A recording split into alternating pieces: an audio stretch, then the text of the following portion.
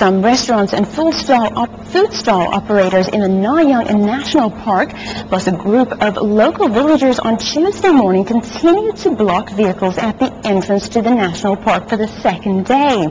This resulted in some restaurants which are still open within the national park having to transport their supplies by motorcycles, while 12 stalls closed for services either to join the protests or had no customers. The protesters called for the park officials to review the fee collection policy. They claim that the collection leads to a declining number of their clients. The Surinat Na Yang National Park is located near Phuket Airport. The operators admitted that spending time protesting and blocking the entrance affected their income, but they said they needed to send clear messages as they receive first-hand complaints from tourists that the fee is high, while the park does not have any facilities in comparison to other parks which collect fees from visitors. They claimed that most visitors told them that they may not return. The Departments of National Park, Wildlife and Plant Conservation earlier announced the fees for park entrance, with 40 baht for Thai adults, 20 baht for a child, while foreign visitors are charged 200 baht. During the protest, Thais and foreigners could still get into the park without having to pay. When Andaman News talked to some visitors, the views of Thais and foreign tourists were different. While Thai visitors see the fees as too high, some foreign visitors agree with the fee charge, saying that it can be spent to improve facilities. Also, a senior officer from the department came to talk to the protesters. They demanded that the department delay the fee collection and that the local park chief be moved. After negotiations, the official agreed to delay the fee collection. The park chief announced that he will move from the Phuket post, so protesters then lifted the blockage. Local small and micro community enterprises in Phuket are certified standard operations in terms of safety and hygiene. 10 local small and micro community enterprises, or SMCEs, in Phuket on Tuesday received certificates from Phuket Vice Governor Waraport Ratchasremer for the Good Standard Health product.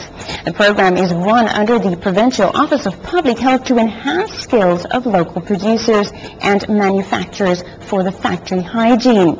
An officer from the local public health office admitted that many community products or OTSA products still fail to meet criteria, as the standard is set quite high. Capital is one of the major factors to deter the local operators from building good standard factories. The Public Health Office is working with its networks to educate and improve production facilities, plus arranging training for the trainers so that they can supervise the local producers. A member of Small and Micro Community Enterprises, Arpa Warapi Watanakun, who produces angel fruit from Meaty Company, told the meeting that she gains knowledge and benefit from the program, which enhances and improves the factory production to serve domestic and export markets.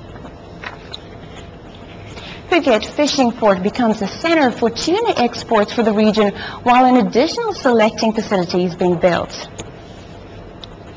After spending 299 million baht to redevelop and improve the facility in 2006, the Phuket Fishing Port is now becoming a standard facility for foreign tuna fleets in the Indian Ocean to dock at and export from. The port manager, Pramod Rakjai, said the major market is Japan, where the tuna can be transported from Phuket International Airport. The Phuket Fishing Port has extended the pier to be 860 meters long with a clean water production system and wastewater treatment, plus other hygienic facilities and equipment such as freezers and a boatyard. The manager also reported that last year it was granted another 3 million baht to construct a sheltered fish selecting facility and expects to complete it by this month. Now, in a good effort for our community, Prince of Songkla University, Phuket, and John Gray Sea Canoe host a Phang-Nga Bay National Park marine rubbish cleanup from January the 13th to the 17th.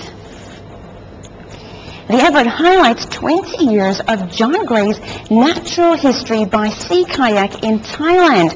80 PSU Phuket students will join John, also known as Caveman, on his 64th birthday week to create a long-term awareness, he informed Andaman News. Each day, 16 different PSU Phuket tourism and environmental science students will collect marine rubbish while kayaking with John, who's pulled out about 8,000 plastic bags of rubbish from Phang-Nga Bay in the last 20 years. Tourism students come from John's Coastal Tourism Management course and Dr. Rick Kramer's Environmental Sciences program. After 20 years, John turns marine rubbish into science. Phang-Nga Bay is a mix of tourism dumping, shrimp farm, styrofoam, and local resident rubbish. Tourism rubbish includes plastic water containers, small clear plastic bags for souvenirs, and cameras in lieu of proper dry bags, energy drinks and cooking bottles, and anything else plastic. The cleanup features a clunky and guide team. His Canoe company formed to create employment and environmental awareness in the villages around the bay. Home by Starlight guests are welcome to join in the cleanup effort, but are asked to donate 1,000 baht each. For more information, call 076254505 or see www.johngray-seacanoe.com. In another good event, Phuket Film Festival in June 2009 looks to aid Thai tourism. The second edition of the Phuket Film Festival is set to take place from June the 4th to the 11th with an exciting lineup of international films and activities, which, as organizers told Andaman News, expect to cause an uptick in tourism numbers arriving on the island in June. Scott Rosenberg, Managing Director of AMW International Company Limited, the Thai organizers of the Phuket Film Festival, said that by focusing on a Chinook or fun experience for all participants, they think that they can not only attract film enthusiasts from nearby Singapore and Malaysia, but also from the Cannes Film Festival held in France, which ends in late May. In the past, Hollywood and European studio heads slipped into Thailand's high-end spas to chill after the stressful Cannes Film Festival. They hope to attract those folks back to visit the film festival in Phuket. Mr. Rosenberg also announced that a special workshop or familiarization tour will be held at the festival between the Thai Post-Production Services private sector, the Thai Ministry of Tourism and Sports, and the Ministry of Culture officials responsible for film activities in Thailand and major international film executives in charge of green lighting and ensuring foreign location shoots. For more details, see www.phuketfilmfestival.asia. The Phuket Employment Office opens for renewal of work permits for foreign laborers of Burmese, Laos and Cambodia within the end of February. The Employment Office in Phuket announced work permit renewal for foreign laborers of three nationalities, Burmese, Laos and Cambodian, at the office. The announcement details the workers into three groups according to their work permit expiration dates.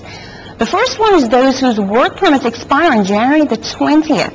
They are allowed to work for another year and are required to visit the office from now until January the 20th for permit renewal. The second group is those whose work permits expire on February the 28th and are required to apply for renewal during February the 10th to the 28th. The third group, with work permits due to expire on June the 30th, are required to visit the office for renewal application during June the 1st to the 30th. The office chief, Dechak Prek Patanarak, urges the businesses and employers to follow the procedures early.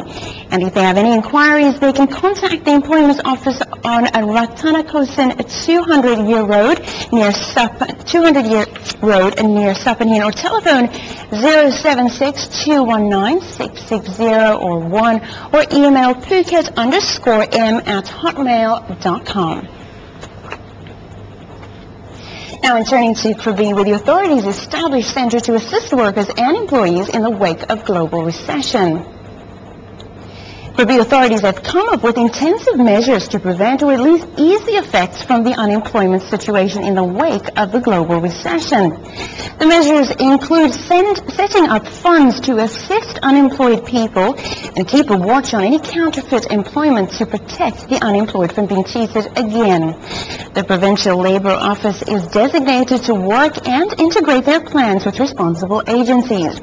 The officials will survey the number of businesses with a plan to suspend their operations, the possible number of near-future unemployed, arrange job fairs and introduce measures to stimulate the economy and spending.